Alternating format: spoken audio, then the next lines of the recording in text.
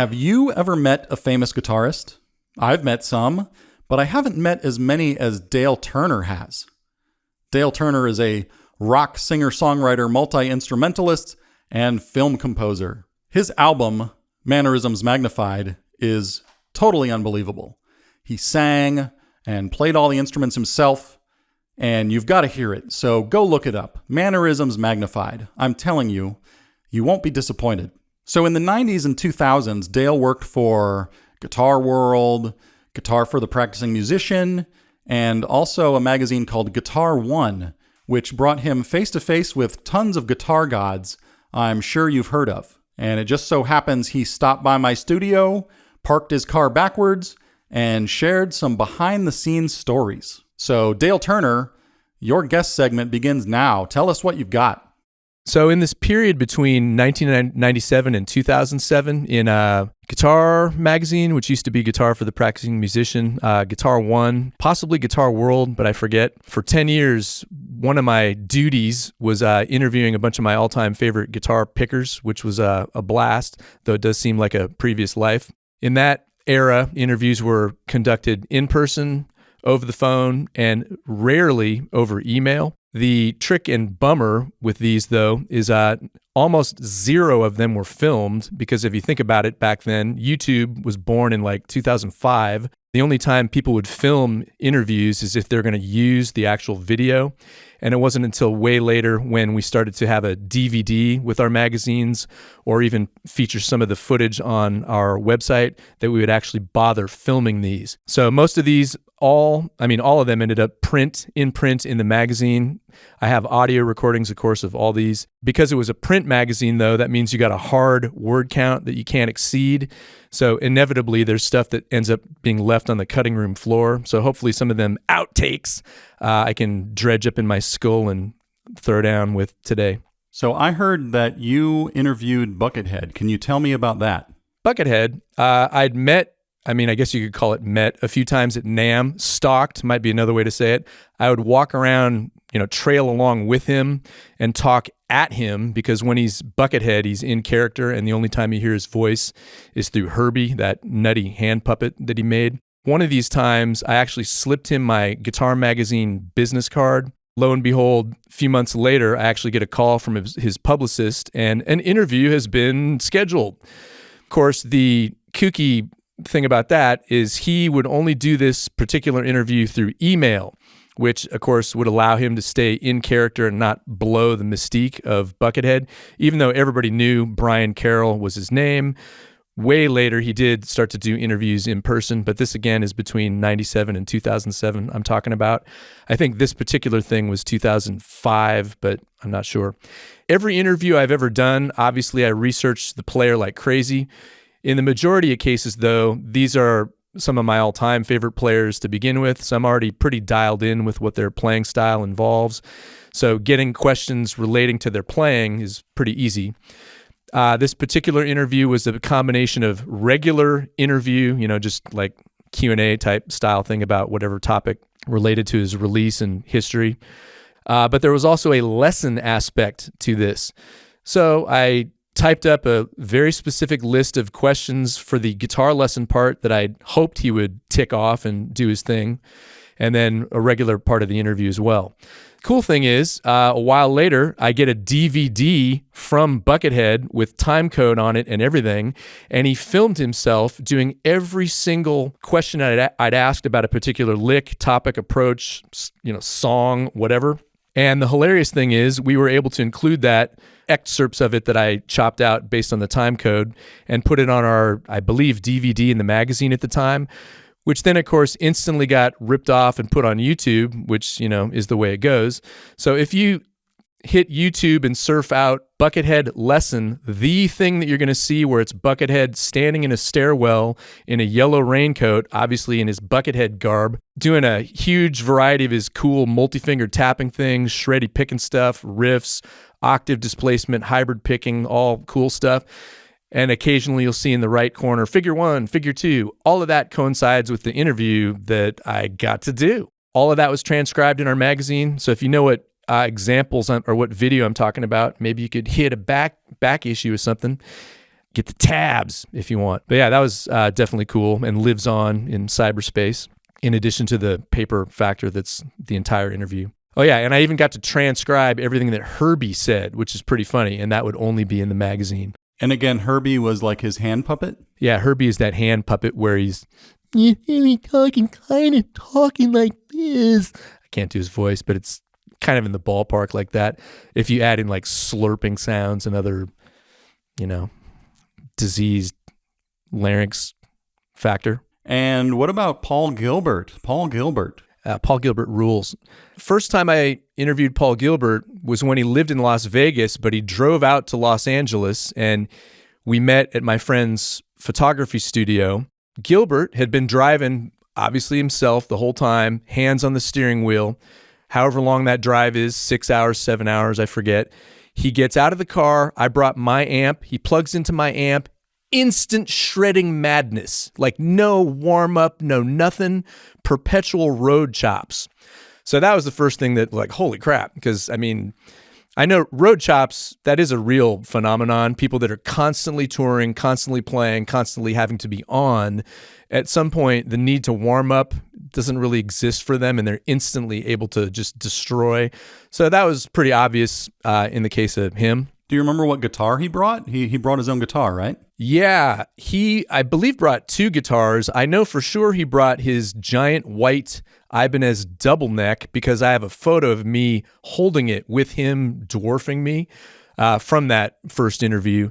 And that double neck, if I remember correctly, the bottom neck, he had 3 D strings tuned in octaves put into the middle of the neck so he could do all of his string skipping, shreddy, brutal arpeggio stuff, but kind of stay in one position, and each string being an octave apart. So it's pretty sick, ripping stuff. And then the top neck was just a regular neck, I think, tuned down a whole step. So one oddball thing that I remember that was shocking that would not translate from just reading. Oh yeah, by the way, this of course was a similar thing where it would be a regular interview, but then separately a lesson. What a shame, which is super cool, getting to interview, to do some deep probing, picking vocabulary, finger finesse type of discussions, and see these pickers like 3 feet away from me was pretty deadly. So at some point, I think the subject of incorporating chromaticism into lead lines came up. I don't remember why. It might have been because he talked about how he got into what he calls the Ace Frehley scale, which is a 3-note per string sort of chromaticizing version of the blues scale. So he was doing something with that, but then he started to talk about how other people take chromaticism into the extreme, and he said, I don't know why some people just don't do this. And he started to just pick super quickly on one string and just slide his index finger around, but in a jagged rhythmic way that sort of tried to outline a line. But because he's sliding across a bunch of frets super quick, it sounded like chromatic passing tones. And me just saying that does not do it justice, but it was one of the sickest things I've ever heard. Would have had to have been there. I, of course, do also have that recorded, but it's also one of those things that's untranscribable, which, of course, was another part of my job, which is cool, transcribing all the stuff that these beasts threw down. One other weird thing I remember is he did bring up this point that I thought was funny, is that he was just interviewed by a guitar magazine in Japan, and the interviewer asked him, or it wasn't really a question, it was more of a statement, Yngwie, he has a style, and he listed some other people, but it seems like you have no style. So he started to, I think this was one of those outtake things. Anyway, it was funny how he was having to defend himself for having a style, which is weird. And we talked about Sean Lane and like a billion other things that would all be cutting room floor stuff. But yeah, he's one of my favorites. Okay, Steve Vai. Everybody knows that Steve Vai is my favorite guitarist, favorite musician in the world. He actually was on the first episode of this podcast doing an interview. What can you tell me about your experience interviewing Mr. Vai? Well, I second the favorite factor. Yeah, longtime fave. I got to interview that feller 3 times. The first 2 times at his home in Encino, and then the other time I think it was at Mate's rehearsal studio. So I'll just narrow this down to the Encino environment. Here's a funny thing. Of course, I'm pretty much always on time. And I arrive early to not be late. You know how that goes. I parked on the street, which is a pretty major street, waiting so I wouldn't be late. And I put some money in the meter, and I look at the meter number, and the meter number is 666. And of course, I already knew Steve Vai's birthday is 6660. So given that was the very first time I was going to interview a hero of mine, I figured, okay, that's a positive omen. So this first interview was in 99, I believe, so quite a ways back. I think it's when the Ultrazone came out, which is one of my top 5 or 6 Steve Vai albums of all time. Pretty much everything that I went for in that interview ended up in the Giant magazine feature. I even got him talking about his birthday, which from my knowledge up to that point, he'd not really addressed. You know, the fact that he was born on 6/6/60. So he did say some funny stuff about how when he was a kid, when The Omen came out, the movie, that he was tripping hard and his friends were making fun of him because they knew his birthday. So the interview itself is kick-ass. To me, it was like one of the ultimate tributes to one of my all-time favorite musicians ever. You just have to read it. And if you're a fan of Vai, you would know exactly where I'm coming from and what I was trying to contain into one multi-paged magazine interview. The cool thing about Guitar One in particular, these were not little 1.5-page interviews. They'd be like 10-page beasts. Super, super cool. The end of that interview, everybody knows that Steve Vai is also a bee wrangler. And this, I think, was maybe semi-early into his bee farming. And so he went into the kitchen and came out with a jar of fire garden honey, which had his 2 sons on a picture of them on the jar of honey itself. I still have that jar of honey. I'm never going to open it. It's a sacred item to me. Steve Vai's fire garden honey. And how about Yngwie Malmsteen? Anybody who's read guitar magazines since like 1983 or 1984, when Yngwie first started getting ink, at some point, they noticed that some of the commentary coming from him would be brutalizing his fellow picking peeps. I know exactly how that started to happen. It was a trend, no different than stupid journalists in any form of industry, where once one person says something controversial, every other journalist tries to dredge up the same crap out of that artist to try to put that in their own magazine, TV program, whatever. Very easy to bait the hook with Yngwie and get him to just rag on all these other guitar players, other styles of music. There's no way in hell I was going to waste his time doing that. He instantly knew I was a fan, instantly knew I respected him, clearly trusted me because I wasn't going to drag him into that BS. So we totally got to go deep every time we had our little adventure there. I'd seen Yngwie live like 1 billion times, believe it or not, since his very first Rising Force tour in Seattle, which is way back, right after he left Alcatraz. And I'd never seen him play actual blues live. He had yet to really do Red House as part of his set. I knew on some of the Alcatraz songs that were more straight ahead rock, he would go into like intense blues rock with the Phase 90 that were more like Van Halen-ish blues, chopsy stuff with balls that was killer.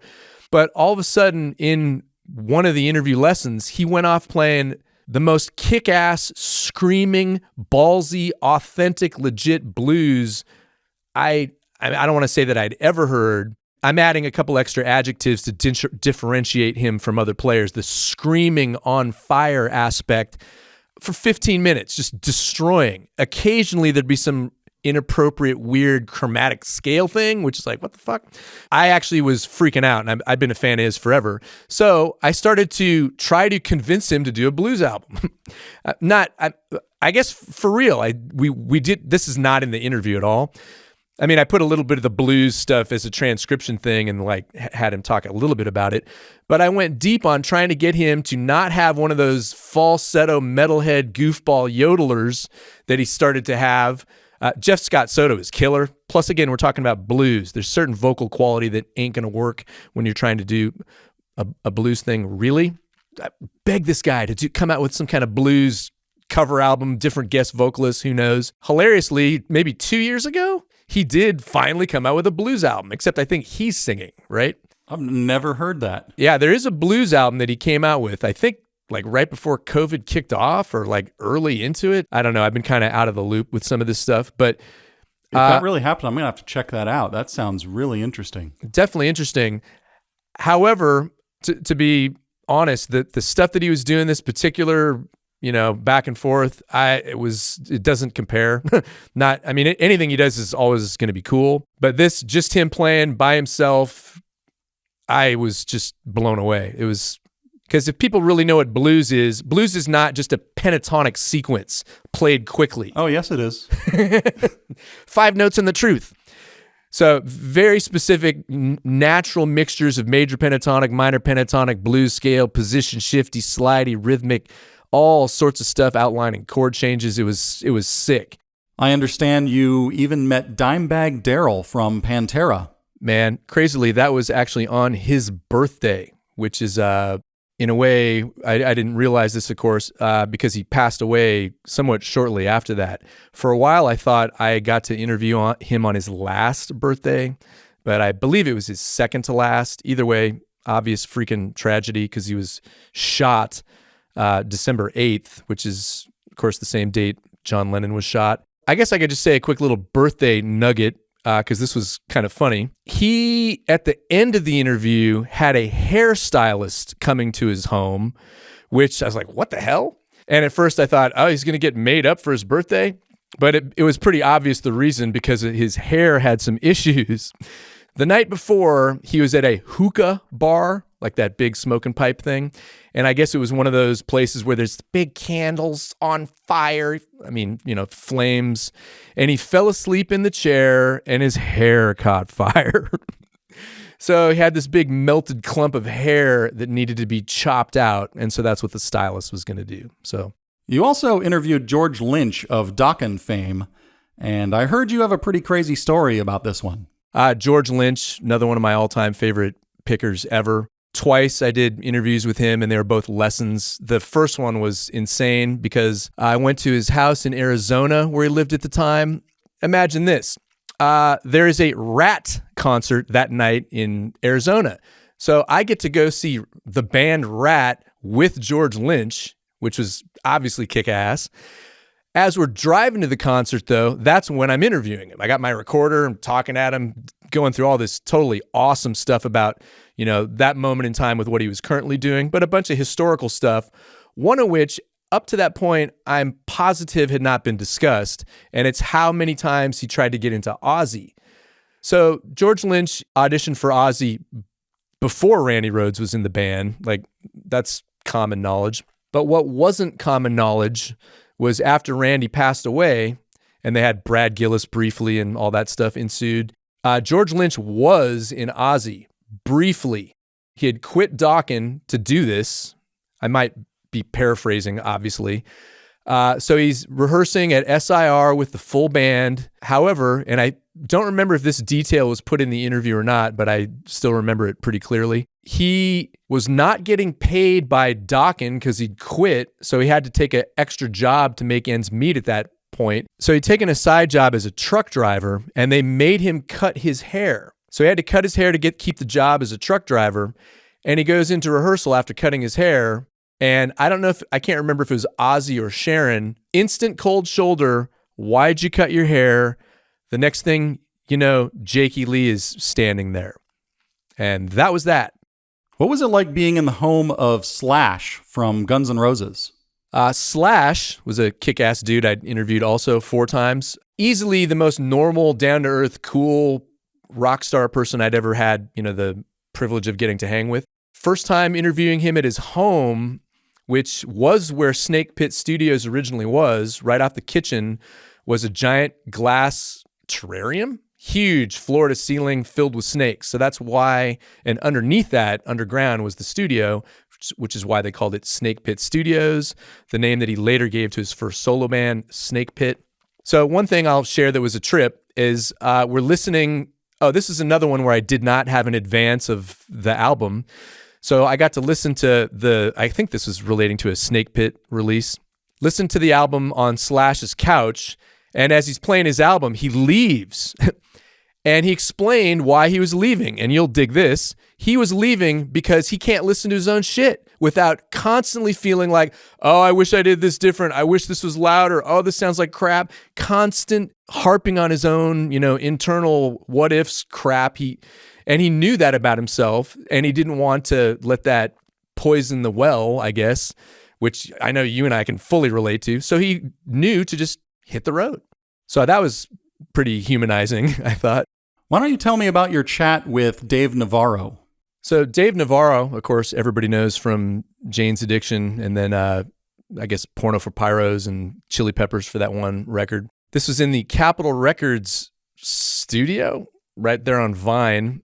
In the middle of our interview, I should back up and say several people that I've gotten to interview, they brought their famous girlfriends, so I got to meet some of these people.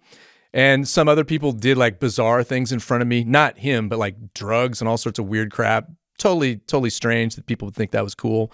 None of the people we're talking about today, obviously, anything like that. Anyway, so Dave Navarro's phone goes off. He answers it, of course, starts talking, and then he hangs up and he's like, yeah, that's my girlfriend. I had to explain to her where Capitol Records is. Obviously a giant landmark. So in the middle of our interview, there's a knock at the door. Door opens. There's this gal with like giant Elton John mirrored glasses and a huge sun hat. Dale, this is Carmen. She takes off her glasses and hat. Like, holy shit, actually Carmen Electra. This is before anybody knew. It was not known that they were a thing. It's like 1999 or 2001, I guess, super early.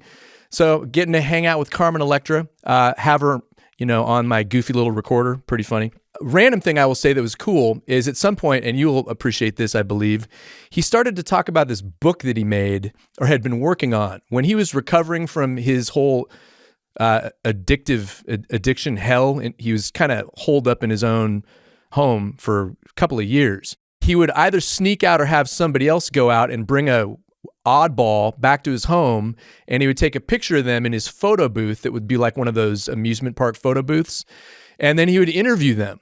He got enough of this to where eventually he somehow got to put out a coffee table book of this stuff. Awesome book. It wasn't out at the time, but the moment it came out, I, of course, bought it. It's got Iggy Pop. It's got Angeline, if you can imagine. So somebody went back and brought Angeline to his house. And how about Frank Gambale from Chick Corea Band? Frank Gambale, just a thing that would not translate from the interview itself. Interviewed him a couple times. This is his house in Hollywood. Pinball machines everywhere, super cool.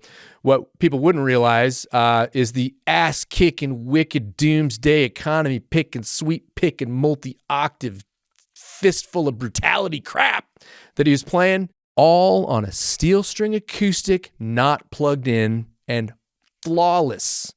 I couldn't freaking believe it. Unlike anybody else that was into that type of picking, there's always a percentage of palm muting they're doing because they can't separate the notes with their fret hand, stuff that keeps compromising the tone downstream from however their hands are operating. Perfectly beautiful tone, perfectly synchronized. One of the sickest things I've ever seen, like up close. And last, what do you remember about meeting John Frusciante of Red Hot Chili Peppers? John Frusciante probably is one of my all-time favorite interviews ever, along with like Brian Wilson, who I interviewed, but that wasn't really a guitar interview. But as far as like that I have a deep personal, I don't know, some kind of weird connection with in my own head, always meant a lot to me. And I got to interview him right after he got back in the band, after he almost died, which most people know about if you're a Chili Peppers fan. And this was ended up being a revelatory interview, apparently, because of the stuff that he said in there. I used to print out the guitar lesson interview and give it to my first year music theory students at Musicians Institute, because it became obvious from talking to him that he actually did have a legit theory thing in his brain, but actually used it to control his creativity. It wasn't theory first. It'd be stuff that he knew was in his head. It was allowing him to get out stuff in an error-free, flawless way, as he's basically jamming with Flea, that type of stuff, coming up with alternate parts on the spot. At some point, I got him talking about the myth, learning theory kills creativity. And in his own words, he freaking shot that down in the most genius way imaginable. So because of that, I made sure that my first quarter theory kiddos that might have that same kind of disease of, I don't know. I don't really want to learn theory, because my cousin said it's just going to make me crappy and it's going to ruin my songs or whatever, garbage people have in their head. So yeah, I used to, like I said, print that out and give it to my first quarter theory students so they would not have the hang up that most people have when the theory topic gets thrust upon them. He would call me while he was on tour. So he would care so much about trying to help people learn and get deeper as an artist or whatever, that he would think about crap we talked about, and then he would call and either try to rephrase something or add something. Nobody would have expected that of somebody that's a, high level, touring beast like that. I will say a thing that was obvious from getting to hang with him. He didn't ever drive, didn't have a car. I mean, maybe he had a car, but he was never driving, didn't have a driver's license. He cared about literally nothing except trying to be in the most creative frame of mind at all times, and removed everything from his life that would fuck with that. It was very obvious that he went out of his way to delete anything that would suck him out of that constant creative being feeling. So that was a trip to behold, because it was obvious that he was making that possible, which obviously we know is not easy to do, but kudos to him for dialing it in. Well, thank you for sharing that stuff, Dale. Listeners, I'm talking to you now. Find out more about Dale Turner at intimateaudio.com. That's intimateaudio.com. And be sure you park backwards.